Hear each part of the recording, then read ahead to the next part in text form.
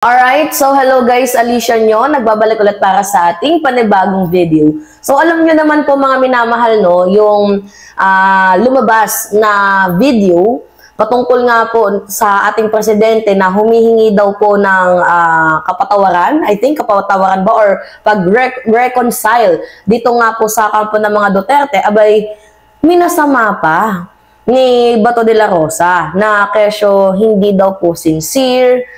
Handa daw po nilang tanggapin, basta daw po sincero. Yun daw po yung gustong ipahayag ni Bato de la Rosa dito nga po sa ating presidente na matatanggap nila kung ang ating Pangulo ay sincero daw po na humingi ng kapatawaran. Kumbaga sa madaling sabi, nagdududa itong si Senator Bato de la Rosa sa paghingi, 'di ba, ng sorry ba? Kasi I think hindi naman ata nag-sorry itong si PBBM eh.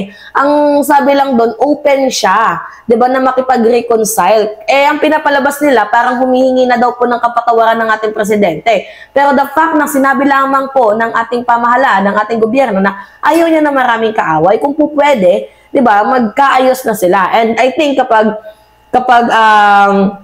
tiningnan nyo yung pahayag ng ating presidente, meron niyang ibig sabihin. So, sa nakikita ko nga, it's either last warning niya na yan kay VP Sara Duterte. Pero, you know naman na mabait talaga ang ating Pangulo. Very humble. Talagang yung humanity nandoon pa din despite na sinabi ni VP Sara na ipapapatay niya daw si F. Elisa, siya mismo, si House Speaker Martin Romualdez, ipapatapon daw yung kanyang ama sa West Philippine Sea.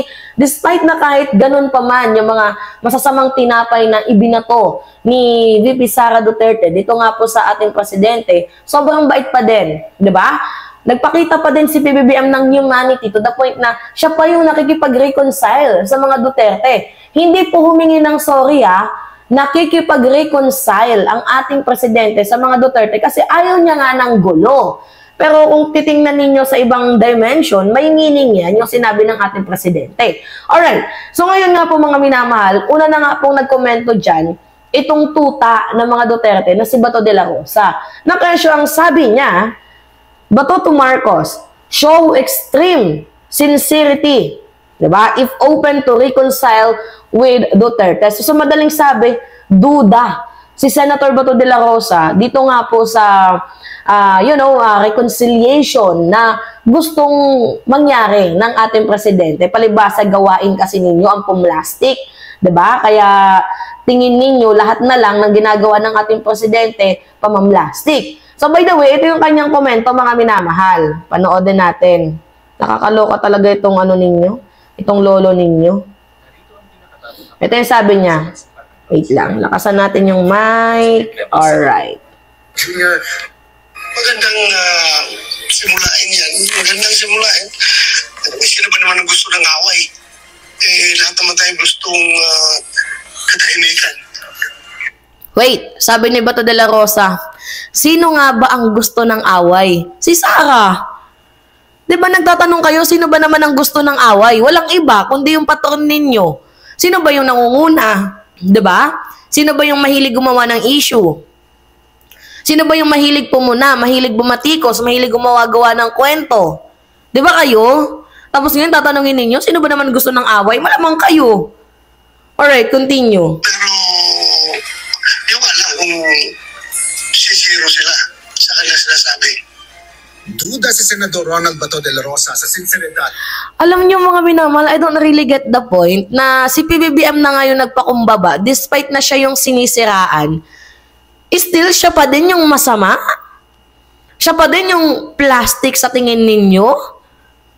Diba, hindi ko talaga makuha yung punto ng mga didis. Alam nyo, sa totoo lang, hindi naman ito malaking kabawasan sa ating presidente na, okay, despite sa mga nangyari, sana mag-reconcile tayo. Pero, yung punto ko lang dito, okay, makipag-reconcile ang ating presidente with the Dutertes, pero panagutin ng mga Duterte ang dapat pananagutan nila sa ating batas. Pwedeng ganon. Diba? So, hindi ko lang magets yung point of view ng mga DDS despite na nagpaka-humble na nga ang presidente natin sa mga ginawang kabalbalan ni VP Sara Duterte. Ganon pa din yung tingin ninyo sa ating presidente like plastic. Diba? Hindi sincere. Ano yung gusto nyo? Lumuhod si PBBM? Ano yung gusto nyo? Siya pa yung mag-sorry sa inyo? Ipangalandakan sa mainstream media, abay nakakababa na din ang ego yon kapag ganun yung nangyari. So, continue tayo mga minamahal. Mahayag ni Pangulong Ferdinand Marcos Jr. na bukas ito sa reconciliation o pagkikipagayo sa mga Duterte. Ayon kay Senador De La Rosa, hindi rin malinaw sa kanya ang motibo ng pahayag na ito ni Pangulong Marcos. Anya, hirap siyang sabihing hindi pa daw nakikita ni Bato de la Rosa yung motibo ng ating presidente. So, kumbaga sa madaling sabi, nagtataka din sila. Parang ganon. Ano nga ba yung message sa likod niyan? Ganyan yung iniisip nila, Bato de la Rosa. Well, Bato, maghanda ka na. Kasi mayroong mensahe talaga yan sa likod ng pinahayag ni PBBM. Hindi basta-basta magsasalita yan. Kaya, I think last warning na yan sa inyo. Pakatandaan, si PBBM ang presidente ngayon. Although hindi niya hawak yung impeachment, kasi iiwan niya yan dyan sa Senado, sa mga senador. Pero pakatandaan mo, meron kang kaso sa International Criminal Court. Diba? Kung nahuli si Duterte nga, ikaw pa kaya. Kaya hanggat nandito ka, magpakabait ka sana. Yan na lang yung may aambag mo.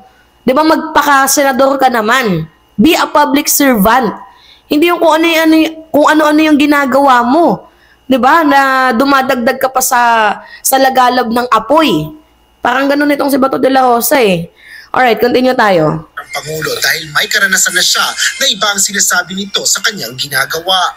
Partikular na tinukoy ng senador ang issue ng International Criminal Court kung saan pinanghawakan ni De La Rosa ang salita ng Pangulo na hindi niya ito papayagan na manghimasok sa Pilipinas. Hindi naman pinayagan ni PBBM na pumasok ang ICC Sino ba? Sino ba yung pumayag na pinapasok dito yung International Criminal Court? Di ba wala? Interpol.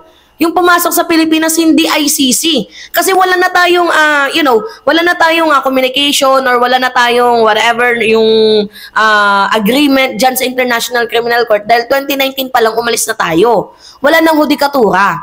Pero, dito, sa Interpol, meron tayong pananagutan pa sa kanila kasi hindi naman pwede yung tayo lang hingi ng tulong tapos pag sila humingi ng tulong, hindi tayo magbibigay. Ang unfair naman nun. Masisira yung imahe ng ating bansa pag ganon. Diba, Interpol ang humuli kay former President Duterte, hindi ICC. ICC lang yung nagbigay ng notice, tapos yung ICC mayroong communication with the Interpol. So yung Interpol may communication sa Pilipinas. And duty din natin na makipag-cooperate sa Interpol. Alam mo yan, Senator Bato de la Rosa, hindi naman tayo umalis sa Interpol, di ba? Continue. Ngunit ang mga opisyal ng pamahalaan pa mismo ang umaresto at nagdala kay dating Pangulong Rodrigo Duterte sa headquarters ng ICC sa The Hague, Netherlands. Isa si Senador De La Rosa sa kilalang mga kaalyado ng mga Duterte. Ngunit hindi rin ito tiyak kung bukas naman ang mga Duterte sa reconciliation kay PBBM. Wala naman sigurong gustong forever mag-aaway. Lahat naman tayo ay gustong tumahimik tayo at mamuhay ng matiwasay at makafocus sa kabutihan ng ating bansa. Pero sa lalim ng sugat na i-inflict nila sa amin, I think... Wait, parang may mali. Sa lalim daw ng sugat na ibinigay ng administrasyon sa kanila, parang malabo na daw. Parang ganun yung gustong i-insist ni Bato de la Rosa. Hinawat ba to? Nahuli si Digong nang dahil lang din naman sa kasalanan niya. Ano ba yung kasalanan niya? Pumatay ng napakadaming Pilipino. Hindi yan simpleng murder. Pakatandaan. Hindi yan homicide or murder. Yung kaso niya, war crimes. Crimes against humanity. Genocide. Diba malakihang pagpatay? Hindi simpleng murder or homicide yan. Malakihang pagpatay yan sa napakaraming mamamayang Pilipino. Sino ba yung humingi ng tulong sa ICC? Walang iba kundi yung mga Pilipino. Tinulungan lang tayo ng International Criminal Court ng Magdalo. At itong si Attorney Cristina, Legal Counsel ng ICC na si Ma'am Conti. Tinulungan lamang nila tayo. Ngayon, ano yung findings? Merong 8,500 pages documents against kay Digong and 15 hours video clip. 'Di ba? So ngayon, pagalingan na lang ng abogado dyan kung paano nyo ilulusot yung kaso ni former President Duterte. Besides, hindi lang naman war crimes yung kaso niya eh. Merong torture, merong rape, nakalagay doon sa ICC kahit basahin ninyo. Diba? Nakakaloka. Panira ng moment itong si Bato de la Rosa. Kailangan talaga ng extreme sincerity. Extreme sincerity, hindi yung hapyaw. Para naman kay Senate President Francis Escobar. Alright, dito lang muna tayo kay Bato de la Rosa. So, what he asked is extreme sincerity. Ano yung gusto ninyo, yung presidente lumuhod sa inyo? Ganun ba yung gusto ninyong mangyari para masabing sincere ang ating Pangulo sa kanyang, paghingi ng reconciliation? Hindi ba pwede mas gusto lang panindigan ni PBBM yung unifying leadership? Unity. Sino ba ang sumira ng unity? Hindi ba itong si Sara Duterte? Alam niyo yung issue before. Alam niyo yan. Na gustong maging House Speaker ni Gloria Macapagal Arroyo. Ngayon, natunugan diyan sa Kongreso kasi nagkakalap ng perma itong si GMA para patalsikin itong si House Speaker. Kasi si GMA noon is Senior Deputy Speaker. And siya din yung nag-funds kay VP Sara ng Ran Sara Ran. Diba? So ngayon, kinampihan ni VP Sara itong si GMA. And then, the rest is history. Doon nagsimula yung gulo. Alam mo yan, Senator Bato de la Rosa, kayo yung unang sumira ng unity dahil gusto ninyo patalsikin si House Speaker. Well, kung sa bagay, nagawa nga ninyo yan kay Pantaleon Alvarez, di ba? Alright, mga minamahal. So ngayon, pag-usapan din natin kung paano nagiging tuta. Di ba? Paano nagiging tuta yung muka ni Senator Bato de la Rosa. Alam mo, uulitin ko sa inyo, mga minamahal, malaki talaga yung epekto ng midterm election. Paano naging malaki? Kasi makikita ninyo ito, pakita ko yung picture sa inyo, mga minamahal. Mayroon ng 7. Yung 7 yan yung mga posibleng bumoto ng acquittal kay VP Sara. Nandyan si Robin, si Bongo, si De La Rosa, si Aimee, si Rodante Marcoleta, si Mark Villar, si Camille Villar. And alam nyo naman na sinusulong nga nila, di ba? Na wag nang ituloy yung impeachment, hinaharangan nila. Pero by the way, ibang usapin yung kay Aimee, pati yung kay Rodante Marcoleta. Yung magpa-file sila ng petition, I think, doon sa Supreme Court, di ba? Para hindi na ituloy yung impeachment. Kasi pinilit lang daw yung mga congressman na pumirma kasi iniipit sa budget. Ang source nila si Toby Chanco. So ngayon, by the way, mga minamahal, itong 7 yan, nakikita niya, 7 yan, yan yung mga posibleng pumirma ng acquittal dito kay VP Sara Duterte. If you are a judge, dapat balance ka. Diba? Ina-uphold mo yung equality, transparency, accountability, fairness. Pero ang nangyayari, mga minamahal, parang mukhang, ay, kailangan kong magbayad ng utang na loob. Kasi inendorso ako Kailangan kong magbayad ng loob kasi nanalo ako nang dahil sa pangalan nila Hindi dapat ganon. Pakinggan ninyo yung sasabihin ng ating mga panelists. Yung sasabihin yung mga ilalatag na ebidensya ng ating mga prosecutor. Dapat yun yung gawin ninyo, pakinggan ninyo. Diba? Yan yung punto natin. Kaso nga lang, ano yung nangyayari? Mas inuna nila yung pagiging fanatiko, hindi nakatulong kasi sa akin si Or baka naman natatakot kayo. Diba sa mga inendorso ni VP Sara Duterte, natatakot kayo na it's more likely na baka pag bumoto ako ng balikan ako sa susunod na eleksyon. Diba? Kapag bumoto ako ng conviction, baka balikan ako. Natatakot ba? Or baka naman merong mas more. Pwedeng more Diba? Yung naghangad pa sila ng more and more and more. To the point na, kailangan bumoto ako ng acquittal kasi alam kong may return nito pagdating ng panahon. Lalo pat on fame pa yung pangalan ni VP Sara Duterte. Gets ninyo, mga minamahal, yung punto? Yung trial, malaking impact yan. Diba? Kasi, you know, yung mga senador na to, syempre, iisipin na agad dyan, unang papasok sa isip, utang na loob. Diba? Utang na loob, yan yung pinakaunang papasok sa isipan ng mga kupal na yan. Now, kapag pinasok nila sa isipan nila yung utang na loob, syempre papasok na dyan yung power, kapangyarihan. So, magbabayad ako ng utang na loob dahil binigyan ako ng kapangyarihan. And eventually, kapag bumoto ako ng acquittal, uy, baka sa sunod na eleksyon, balikan ako nito, baka mas mataas pa ang ibibigay sa akin. Pwedeng ganon. Gets ninyo? Kaya nga sabi ko, itong mga senador na to, alam nyo, mga tuta, nagpapakatuta, which is hindi naman appropriate na magpakatuta kayo. Diba? Hindi nyo deserve na maging tuta. Deserve ninyo na paglingkuran ang taong bayan. Kasi yun yung deserve namin, kasi binoto namin kayo. Kayo lang pala yung bumoto dyan. Alos 4 nga lang ata. If I am not mistaken, 4 or 5 lang ata ang binoto ko ng mga senadora. Diba? Yeah, I remember. 5 lang. Now, nananalo kayo, be a public servant naman. Hindi yung magbabayad ng utang na loob, pares kay Robin Padilla. Ay, kabrad ko kasi yan si Duterte. Diba? Siya kasi yung nagbigay sa akin ng pardon, ng amnesty, eklabush, blah, blah, blah. Hindi dapat ganon.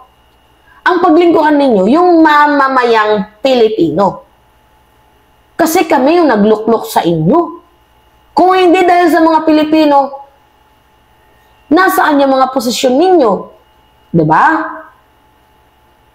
Kaya minsan naiiyak na lang din ako eh. Sasabihin ng mga kababayan natin, ang hirap ng bansang Pilipinas, bayad ng tax, eklabush, blah, blah, blah.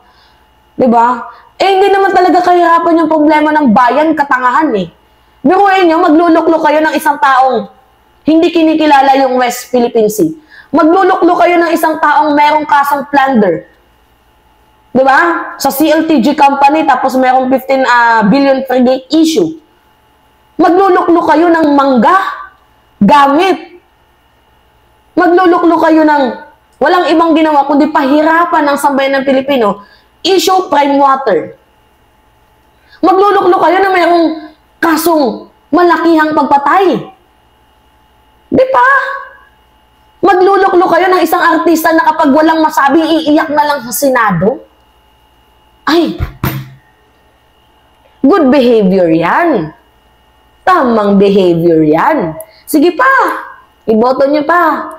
Oo, tapos sisihin nyo din sarili nyo ha. Pagdating ng panahon, bakit mahirap yung Pilipinas? Daming taxes. Daming binabayaran. VAT. Punyeta. Diba? Alright, so bakit nga ba mahalaga yung impeachment? Siyempre, kailangan panagutan. Diba? Yung ginawang kayarian sa pera ng kaban ng bayan. Hindi natin ito pwedeng ipagsawalang bahala lang or manahimik lang tayo. Hindi pwedeng ganun. Kasi lahat yan, connected yan eh. Bakit wala tayong masyadong mga public school? Bakit sira-sira ang ating mga hospital? Bakit hindi maibigay sa atin yung sapat na benepisyo? Bakit yung kalsada lubak-lubak?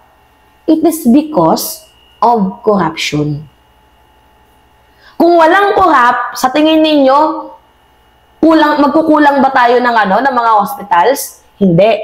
Kung walang corrupt, sa tingin ninyo, kahit maayos na daanan, babakbakin nila para lang, magkaroon ulit ng funds? Mga punyeta talaga mga politiko na to. Kaya dapat, syempre, sasabihin, dapat magsimula sa babayan. Hindi, simulan natin sa taas. Diba? Para matakot yung mga nasa baba at hindi na sila gumawa ng anomalya. Gets ninyo? Alright. So, yun po mga minamahal. Naku, naka 20 minutes na tayo. Yes. Ewan ko ba, syempre napahaba, napasarap ang ating usapan. So, anyway, pahingi lang po ako ng comments ninyo, likes, and share. And also, don't forget mga minamahal to click the subscribe and hit notification bell for more update. Yun lamang po at ingat mga kababayan.